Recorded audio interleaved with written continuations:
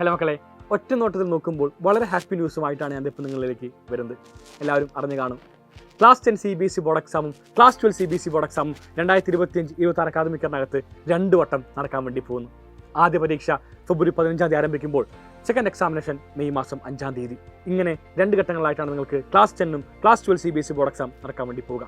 ഒറ്റ കാര്യം കൂടിയുണ്ട്, നിങ്ങൾക്ക് ഏതെങ്കിലും ഒരു പരീക്ഷ മാത്രം എഴുതിയാൽ മതി. നിങ്ങൾ ഫെബ്രുവരി മാസം ഗംഭീരമായിട്ട് എക്സാം എഴുതി കഴിഞ്ഞു, മെയ് മാസത്തെ എക്സാമിനേഷൻ എഴുതേണ്ട യാതൊരു ആവശ്യവുമില്ല.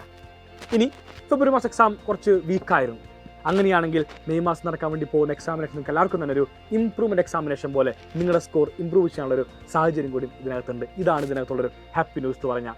ഒരു വട്ടം മാത്രമല്ല, നിങ്ങൾക്ക് 2 വട്ടം ബോർഡ് എക്സാം എഴുതാൻ വേണ്ടി പറ്റും.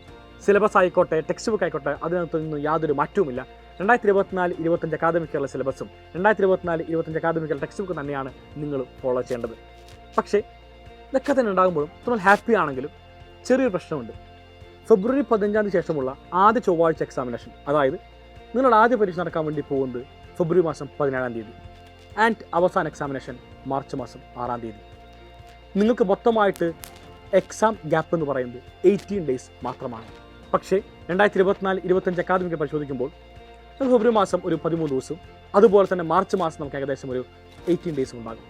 ടോട്ടലി പറയുമ്പോൾ 32 to 33 ഡേയ്സ് നിങ്ങൾക്ക് എന്താണ് എക്സാമിനേഷന് വേണ്ടി ഉണ്ടായിരുന്നു.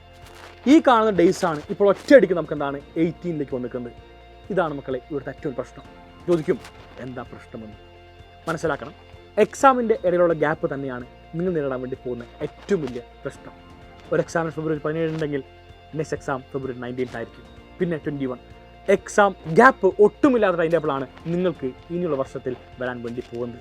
CBSE ഡ്രാഫ്റ്റിനകത്ത് വളരെ വ്യക്തമായിട്ട് ഡേറ്റ് ഷീറ്റ് ഉൾപ്പെടെയാണ് ഇത്തവണ അറ്റാച്ച് ചെയ്തിരിക്കുന്നത്.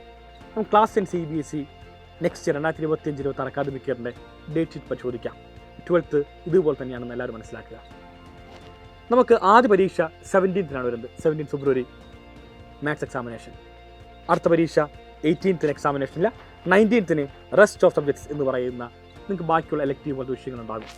ആൻഡ് 20th എക്സാമിനേഷനില്ല, 21 സോഷ്യൽ, 23 അടുത്ത എക്സാമിനേഷൻ, 25 സയൻസ്, 27 ഹിന്ദി. അതായത് ബേസിക്കലി ഗ്യാപ്പ് വളരെ കുറഞ്ഞുകൊണ്ടാണ് നിങ്ങൾക്ക് എക്സാം നടക്കാൻ വേണ്ടി പോകുക.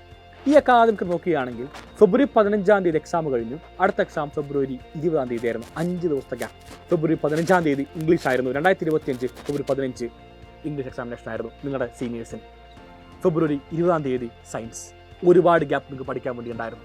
മാത്തമാറ്റിക്സിൻ്റെ ഗ്യാപ്പ് നോക്കുകയാണെങ്കിൽ മാത്സ് എക്സാം നടക്കാൻ വേണ്ടി പോകുന്നത് മാർച്ച് മാസം 10 തൊട്ട് മുമ്പ് ഹിന്ദി എക്സാമിനേഷൻ ഫെബ്രുവരി 28. അപ്പോൾ വലിയ ഗ്യാപ്പാണ് നമുക്ക് 2024-25 ബാച്ചിന് ഉണ്ടായിരുന്നെങ്കിൽ 2025-26 ബാച്ച് നിങ്ങളുടെ ബാച്ചിനകത്ത് ഇത്തരത്തിലൊരു ഗ്യാപ്പ് ഉണ്ടാവുകയില്ല. ഷോർട്ട് ടൈമിനുള്ളിൽ നിങ്ങൾക്ക് എന്താണ് ഒരുപാട് ചാപ്റ്റേഴ്സ് റിവൈസ് ചെയ്യേണ്ട ആവശ്യം വരും. അത് എളുപ്പമല്ല എന്ന് എല്ലാവരും മനസ്സിലാക്കാം. കൃത്യമായിട്ട് ആദ്യമേ തന്നെ പഠിച്ച കുട്ടിക്ക് മാത്രമാണ് അവസാന നിമിഷം ഇങ്ങനെ എളുപ്പത്തിൽ 2 ദിവസം കൊണ്ട് അല്ലെങ്കിൽ 1 ദിവസം കൊണ്ട് കംപ്ലീറ്റ് ചാപ്റ്റേഴ്സ് ഈസി ആയിട്ട് റിവൈസ് ചെയ്യാൻ വേണ്ടി സാധിക്കുള്ളൂ. മക്കളെ, എനിക്ക് എല്ലാവരോടും ഈ നിമിഷം പറയാനുള്ളൊരു അഡ്വൈസ് പറയുന്നത്, സംഭവം ഗുണമാണ്, സംശയമില്ല. മാർക്ക് കുറയുകയാണെങ്കിൽ മാർക്ക് കൂട്ടാൻ ഒരു അവസരമുണ്ട്. പക്ഷേ 2 ഘട്ടങ്ങളിലും മാർക്ക് കുറയാൻ ഒരുപാട് ചാൻസും ഉണ്ട്. നിങ്ങൾ ഇപ്പോൾ തന്നെ പഠിക്കാൻ വേണ്ടി ആരംഭിക്കണം. ഇപ്പോൾ തന്നെ പഠിച്ചുകൊണ്ട് മാത്രമാണ് നമുക്ക് വളരെ എളുപ്പത്തിൽ ക്ലാസ് 10 ആയിക്കോട്ടെ ക്ലാസ് 12 ആയിക്കോട്ടെ എക്സാമിനേഷനിൽ ഗംഭീരമായ മാർക്കിലേക്ക് എത്താൻ വേണ്ടി സാധിക്കുള്ളൂ. ഒറ്റ സൂചിപ്പിച്ച് ഞാനിതാ വൈൻഡ് അപ്പ് ചെയ്യാൻ വേണ്ടി പോകുന്നു, വേറൊന്നുമല്ല.